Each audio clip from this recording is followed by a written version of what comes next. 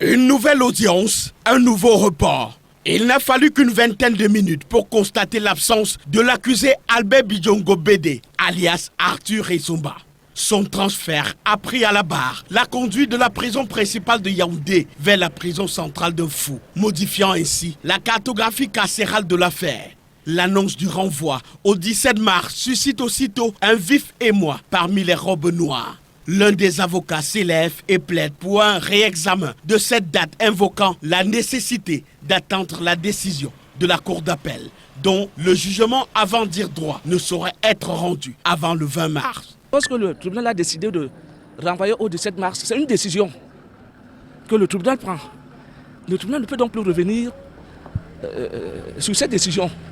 Nul ne s'y méprend. Ce report s'inscrit dans la rigueur des prétoires où le temps judiciaire s'étire au rythme des procédures scrupuleusement observées. La tenue des audiences se fait à partir d'une ordonnance qu'on exécute. Le président du tribunal exécute cette ordonnance.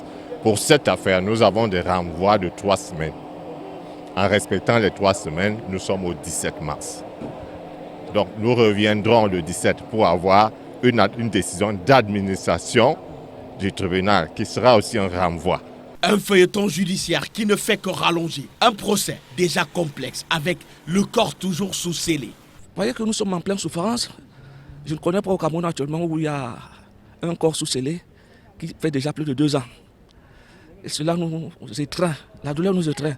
Pendant ce temps, la famille de Martinez Zogo et l'opinion publique attendent toujours que la justice éclaire définitivement les circonstances de ce crime qui a marqué le Cameroun.